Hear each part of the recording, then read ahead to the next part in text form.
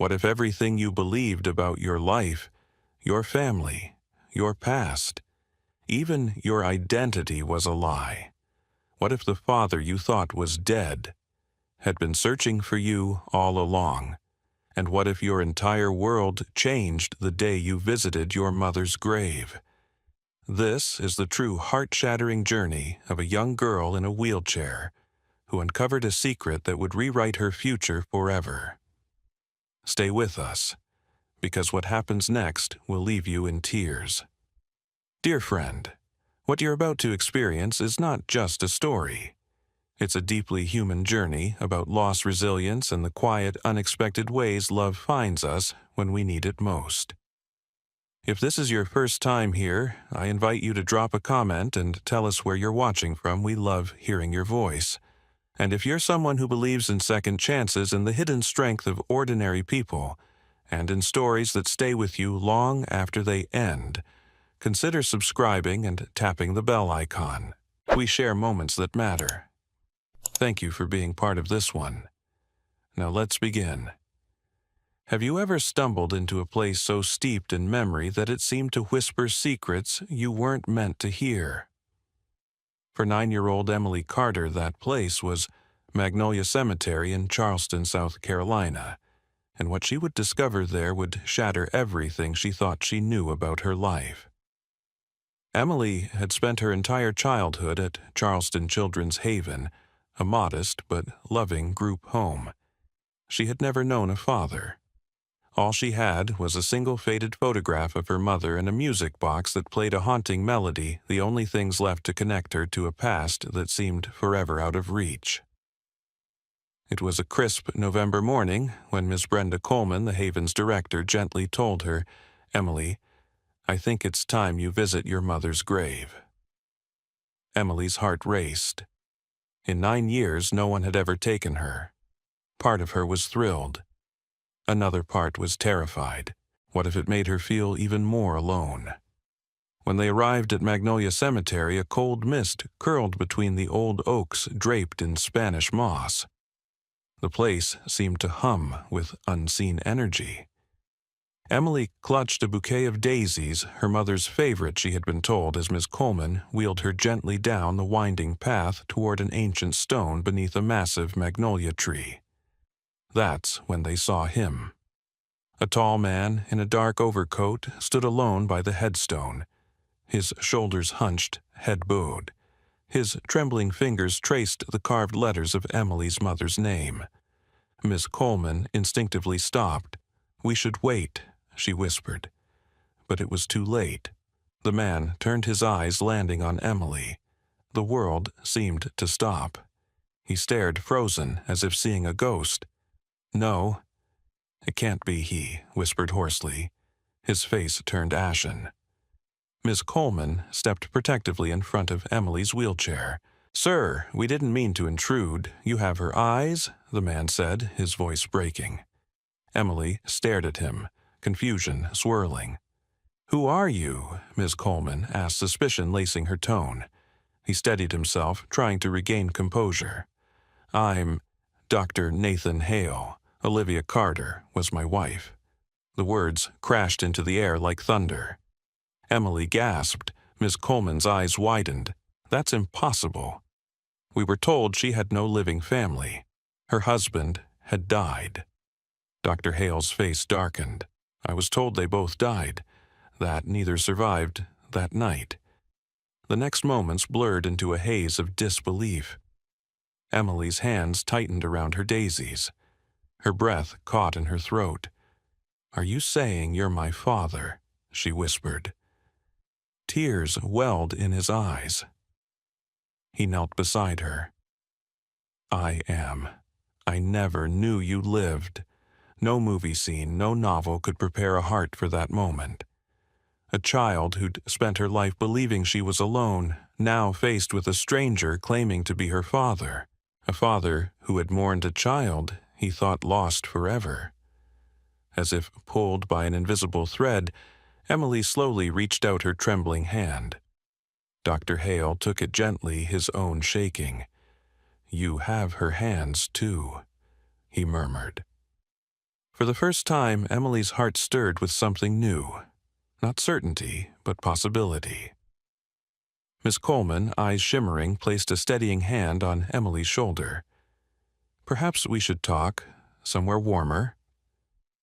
The drive back to the Haven was silent, except for Emily's unspoken questions swirling louder than ever.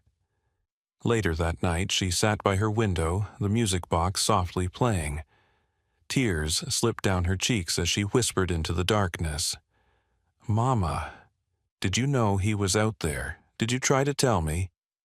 But the box only answered in song. There's a lesson here. Sometimes the deepest truths lie buried beneath years of silence and pain, and it takes unimaginable courage to unearth them.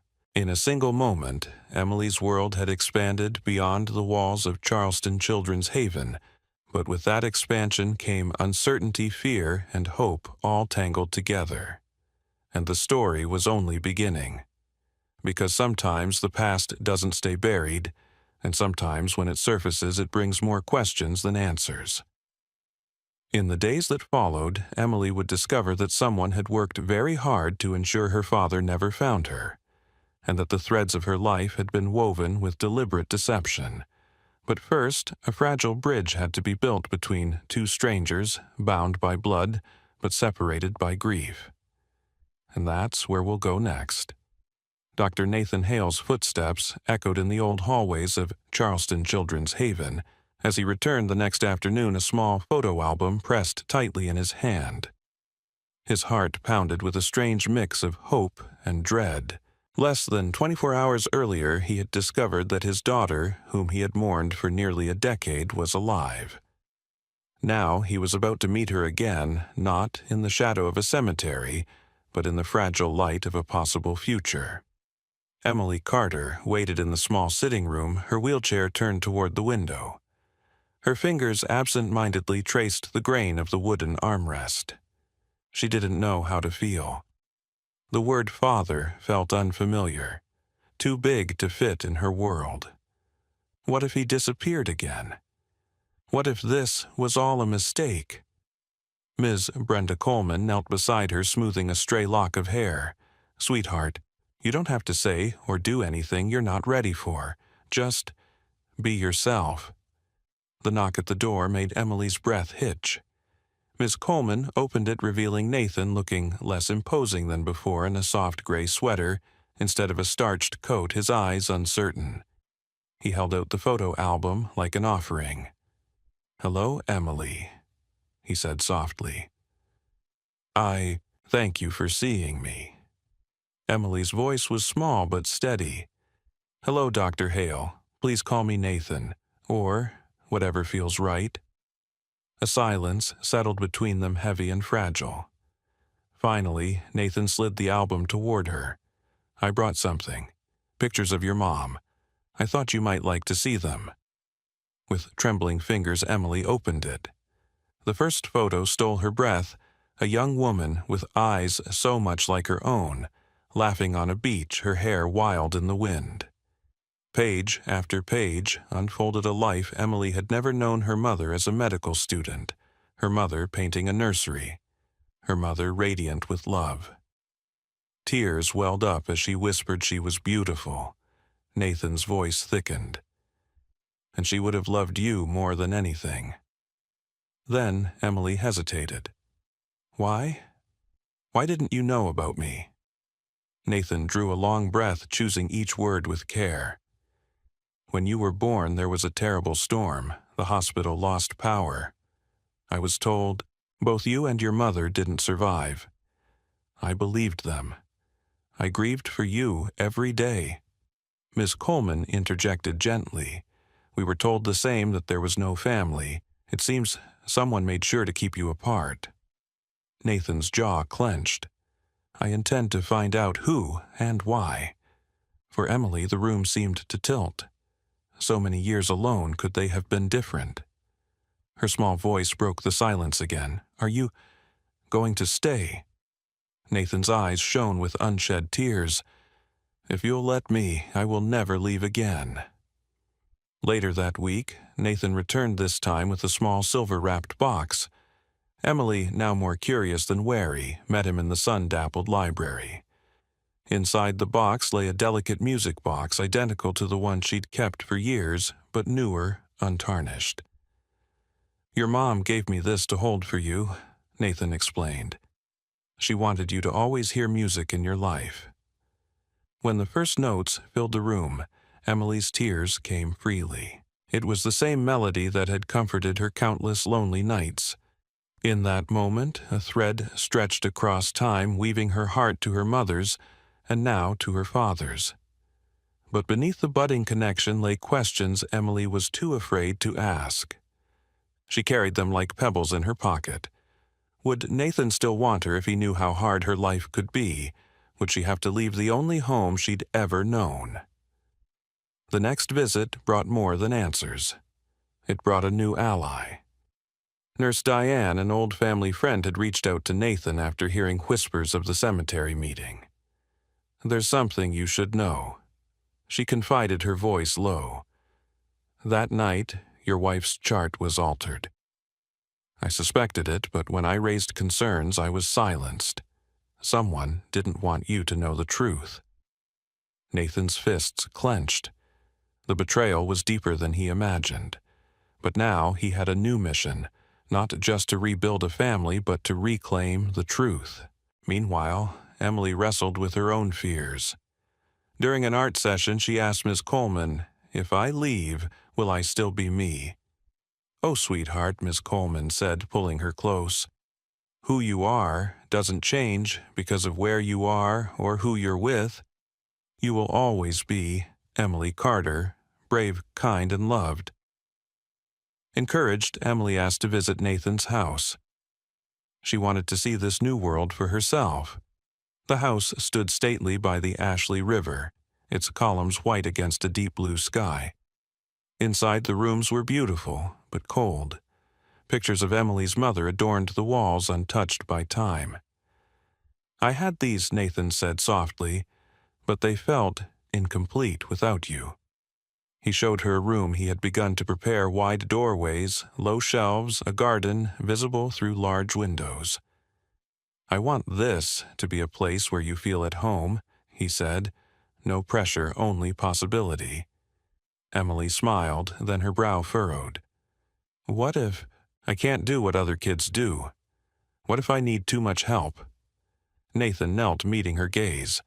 "You are perfect exactly as you are.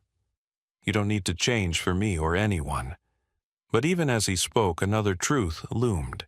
He had recently consulted a colleague in Germany about a potential new treatment that might improve Emily's mobility. He wanted the best for her, but would she see it the same way?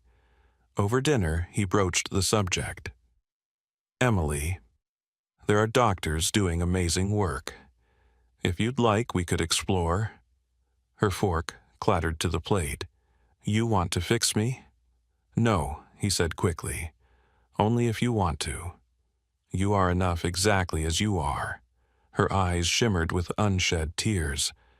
"Mom wouldn't want me to be fixed like a broken toy. Miss Coleman says I'm whole." Nathan's heart ached. "She's right. I'm sorry. I should have listened." That night, as he drove her back to the Haven, the silence between them was heavier than any storm. At the gate, Emily finally spoke. "You don't have to try so hard. Just be here." "I will," he promised, voice thick with emotion. "If you'll let me." In the days that followed, Nathan returned not with grand ideas, but with quiet gestures, reading her favorite books, helping with homework, learning how to braid hair poorly to Emily's amusement. Each visit chipped away at her doubts, stitch by fragile stitch. One afternoon, while tracing a new picture of her mother, Emily found something, a folded note hidden behind the frame. "To my darling child," it read, "may you always hear the music in life even when others hear only noise. All my love, Mom." Tears blurred the words as Emily clutched the note to her heart. In that moment, she understood her mother had always wanted her to embrace who she was, music and all. And now, with her father beside her, a new song was beginning.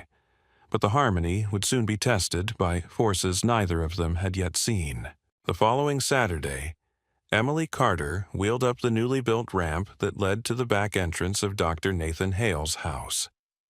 Sunlight filtered through the oak trees along the Ashley River, and the breeze carried the scent of salt and honeysuckle. It was a beautiful day in Charleston, and for the first time Emily was entering the home of a man she was starting to believe might really be her father. The inside of the house was pristine, every surface gleaming, every object perfectly placed. There were no scuff marks on the floors, no toys tucked under couches, no mismatched cups in the cabinet. It felt more like a model home than a lived-in one. Emily wheeled slowly through the front hall, taking in the silent artwork, the carefully coordinated furniture. Everything was beautiful, and everything was cold. Nathan walked beside her a little too formally. He pointed out the modifications he'd made, widened doorways, low handles, smooth flooring throughout. Next week they'll lower the kitchen counters, he said, and I'm adding grab bars in the bathroom. I want everything to be comfortable for you. Emily nodded politely, murmuring a thank you. But something didn't sit right. The house was trying so hard to be perfect, she wondered if there was any space left for being human. I want to show you something, Nathan said, motioning toward a room on the second floor. Well, what used to be my office. Inside was a room hastily converted, a bed with a floral quilt, a couple of stuffed animals still bearing their price tags, a lamp with a bright pink base and sticker residue on the side. The salesperson said these were favorites for 9-year-old girls, Nathan said, smiling shyly. Emily rolled in, slowly, looking around. It was nice, but it wasn't hers. Not yet. During lunch, which Nathan had awkwardly prepared himself and served at the long, formal dining table, Emily barely touched her food. A housekeeper hovered nearby, silent and watchful. Emily hadn't expected staff. At the Haven mealtimes were noisy, communal, full of elbow bumping and laughter. This felt more like a museum exhibit. Finally, Nathan noticed her discomfort and suggested, "Would you rather eat in the kitchen next time?" Emily nodded. That'd feel more normal. After the plates were cleared and the housekeeper had retreated, Nathan opened a folder from the counter. "I've been researching some treatments," he said gently. "There's a clinic in Germany doing amazing things with children your age, stem cell work, neurorehabilitation. It might help with your mobility. No pressure, but I just want to give you every chance." Emily's expression fell. She stared at her untouched dessert. "You mean to fix me?" Nathan looked stricken. "No, sweetheart, to help you, if it's something you'd want." Her voice wavered. "But what if I don't want to be fixed? What if I'm okay like this?" "You are okay," he said quickly. "More than okay. You're incredible. I guess I thought maybe you wanted more freedom, more options.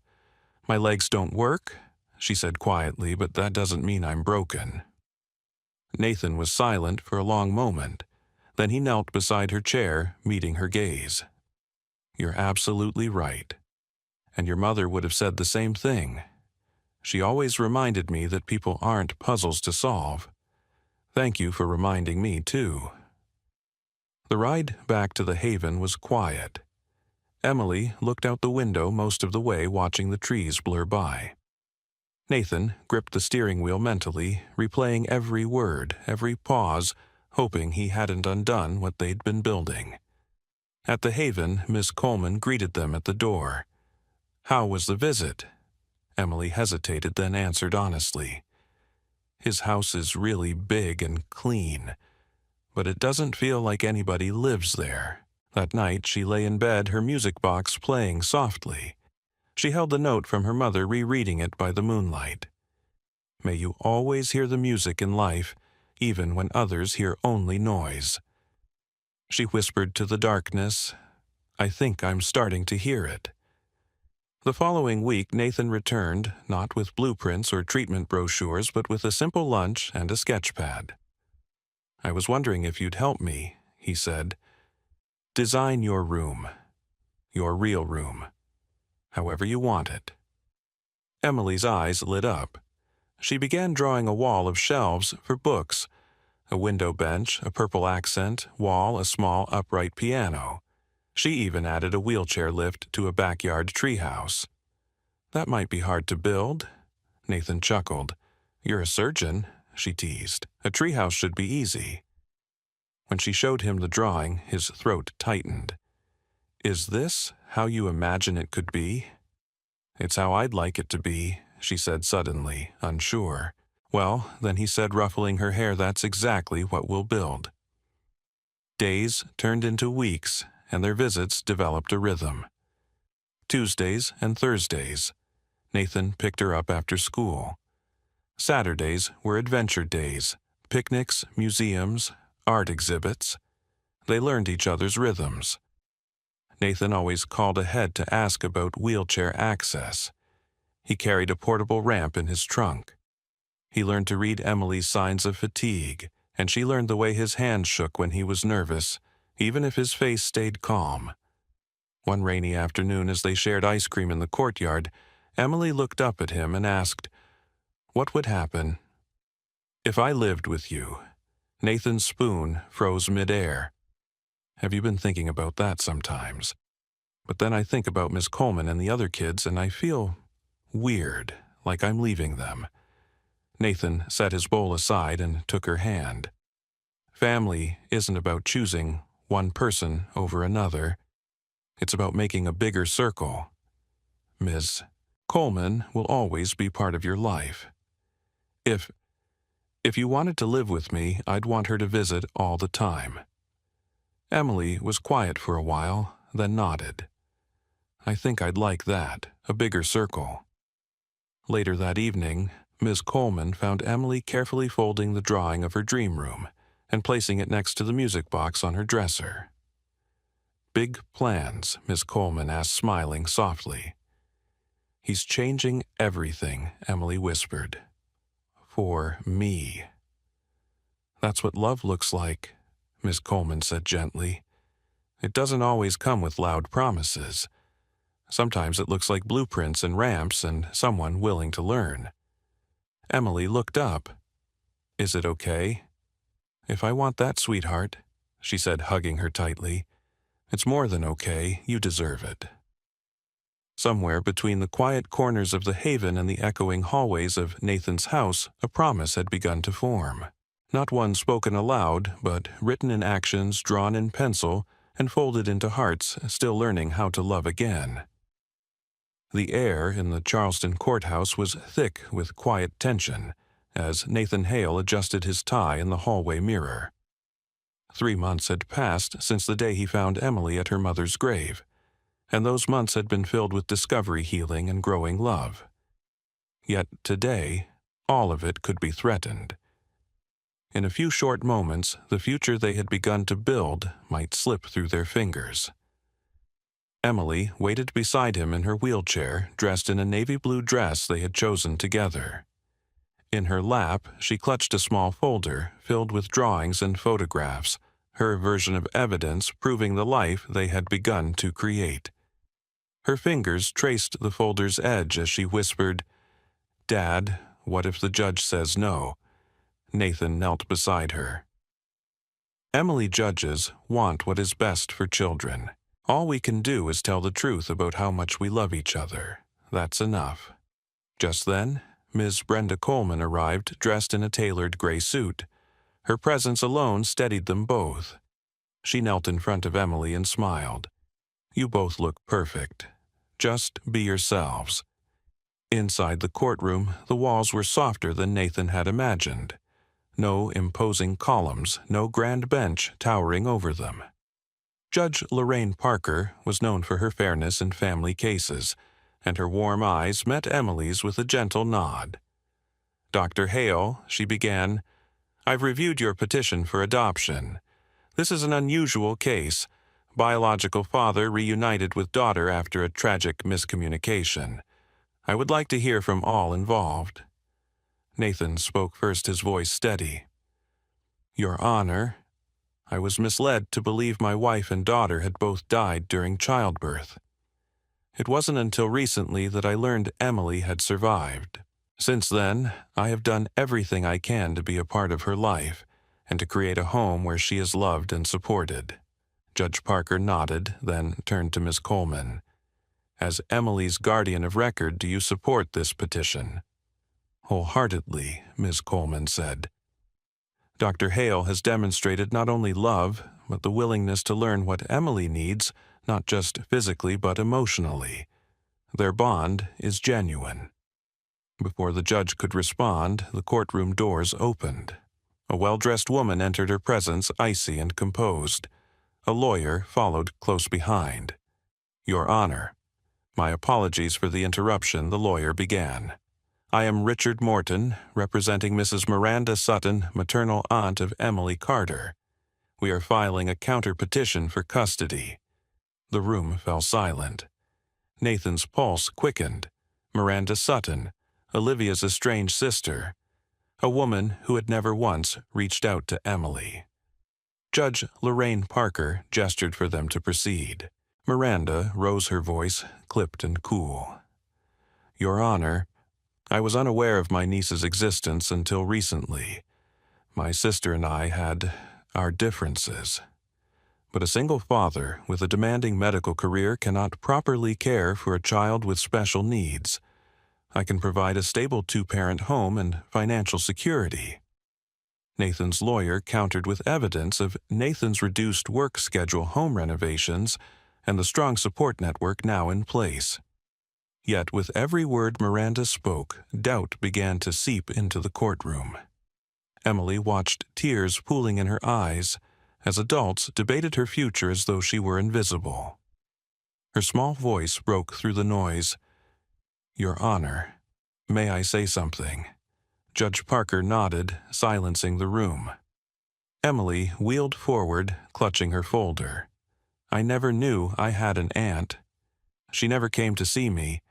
But my dad, he found me. He changed his whole life for me. He doesn't see my wheelchair first. He sees me."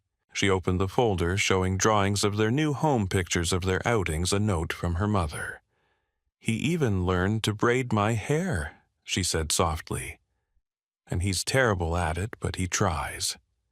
That's what matters." Miranda shifted uncomfortably. The room had shifted with the simple honesty of Emily's words. Judge Parker leaned forward.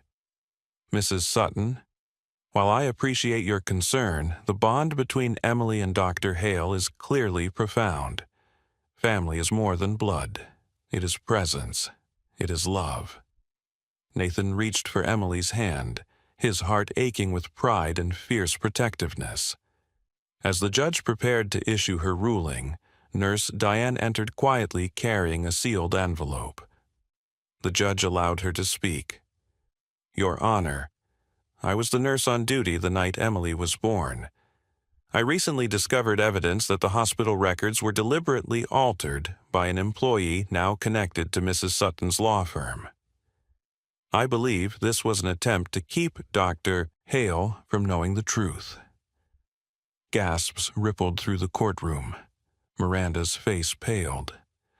Judge Parker read the document silently, then spoke. "In matters of adoption, the welfare of the child is paramount. Based on the evidence presented and the clear, deep bond between Dr. Hale and Emily Carter, this court approves the adoption." The room seemed to exhale. Emily turned and launched herself from her wheelchair into Nathan's arms, her small frame shaking with sobs of joy. Nathan held her close, his own tears falling freely. "You're my daughter," he whispered. "Forever." Miss Coleman embraced them both. Even Miranda, in a rare moment of humility, approached and handed Nathan a legal envelope. "I was wrong," she said quietly. "There is no greater home for Emily than the one you've built. Inside is a trust fund in memory of my sister. No strings." That night, back at the Haven, Emily stared at the stars outside her window. "Dad," she asked. "Yes, sweetheart, can Ms. Coleman still visit us? Maybe have her own room sometimes?" Nathan smiled, voice thick with emotion. "Absolutely. We'll make a space for her, too." In her heart, Emily knew the truth now. Home wasn't just a place. It was a promise, a circle of people who chose to love you, fight for you, and stand beside you no matter what storm might come next. Snowflakes drifted lazily past the tall windows of Nathan Hale's once sterile house, now glowing softly with the warmth of twinkling lights and laughter. It had been exactly 1 year since the courtroom had echoed with the words that changed their lives forever. Emily was officially his daughter. And in that time, the house had transformed from a quiet monument to loss into a vibrant living home. Gone were the sterile white walls and untouched furniture. Now, framed drawings from Emily lined the hallways, each one telling a piece of their story. Emily's first visit to the Charleston Aquarium, a picnic under the old oak tree by the river, their kitchen filled with flour from a baking mishap. Music drifted gently from the newly added studio where Emily often played simple melodies on her mother's piano, her fingers tracing keys her mother once touched. That morning, Nathan stood in the kitchen wearing a holiday apron that read, "World's Okayest Dad Flour," smudged across his cheek. Emily wheeled in, grinning. "You know you're getting flour everywhere, right?" "That's the point," he replied, pretending to dust her hair with it. She laughed, a sound that still made his chest ache with gratitude every single time. The kitchen had been completely redesigned, counters adjustable for Emily's height, wide-open spaces for her chair to move freely. But more than the physical changes, it was the energy of the house that had shifted. There were no longer careful silences or unused rooms. Now the house breathed with life. At noon, the doorbell rang. Emily flew to greet it, Mateo, her new therapy dog, trotting beside her tail, wagging furiously. Ms. Brenda Coleman stepped inside, arms filled with brightly wrapped gifts. Emily's face lit up. "You're here." "As if I'd missed this," Miss Coleman said warmly. She had become not just a frequent visitor, but a fixture in their lives, godparent, family, friend. Nathan had insisted on setting up a guest room, just for her, a space she used often. During lunch, as they gathered around the kitchen table, Miss Coleman pulled out a small scrapbook. "I thought we could look back 1 year of family." Page after page unfolded photos of the adoption day, Nathan and Emily baking together a picnic where Emily had made her first painting of their house, a silly shot of Nathan attempting a terribly uneven braid in Emily's hair. Laughter mingled with tears as they turned each page. When it was Emily's turn to speak, her voice was soft but certain. "This is the first Christmas where I feel whole, like I belong." Nathan reached across the table, taking her hand. "And you always will." Later that afternoon, a courier arrived unexpectedly, handing Nathan a thick envelope. Inside was a letter from Miranda Sutton, Emily's aunt. "Dr. Hale," it read, "I've spent this past year reflecting on my choices. I now understand that love cannot be measured in material wealth or social appearances. I see the family you've built with Emily, and I am humbled by it. Please accept this college trust fund for her, no conditions attached. It is the least I can do to honor the sister I lost and the niece I nearly did not know." Nathan folded the letter slowly, emotions welling in his chest. He handed it to Ms. Coleman, who read it through glassy eyes. "People can change," she whispered. "Sometimes it just takes seeing what love really looks like." That evening, after guests had left and the house settled into a peaceful hush, Nathan found Emily in the music room. She was composing a simple tune, her mother's journal open beside her. When she noticed him, she smiled. "I'm calling it Unfinished Beginnings, because that's what we are." Nathan swallowed the lump in his throat. It's perfect, just like you.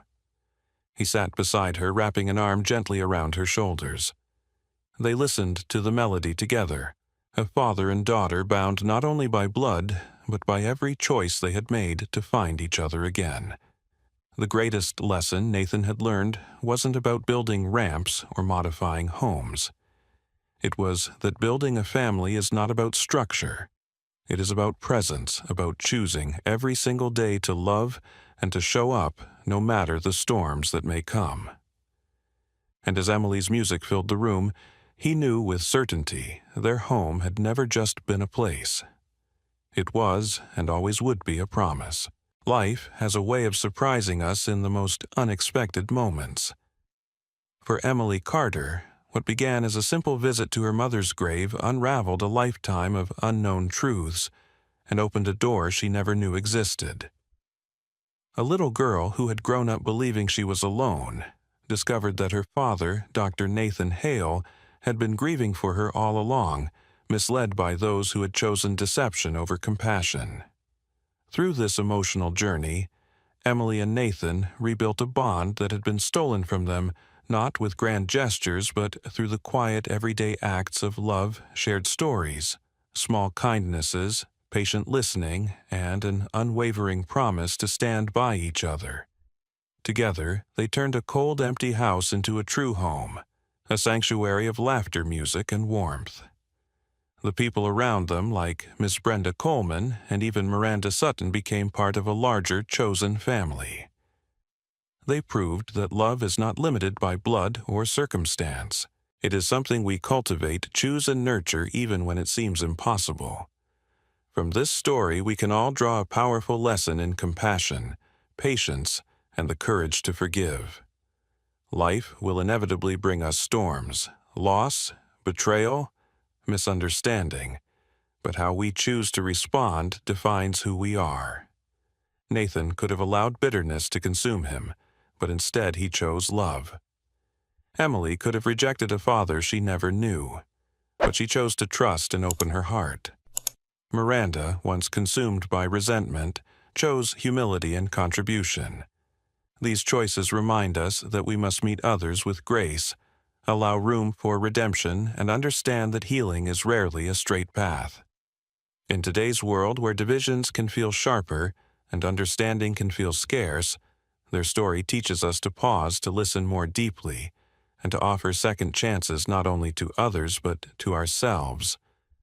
We all carry wounds. We all have opportunities to help someone else heal theirs. And sometimes building a family, whether by birth or by choice, is the most profound act of hope we can make. If this story touched your heart, I invite you to subscribe to our channel. Your support helps us continue bringing more inspiring stories like Emily's to light. Thank you for watching, for feeling with us, and for being part of this growing community. We can't wait to share the next story with you.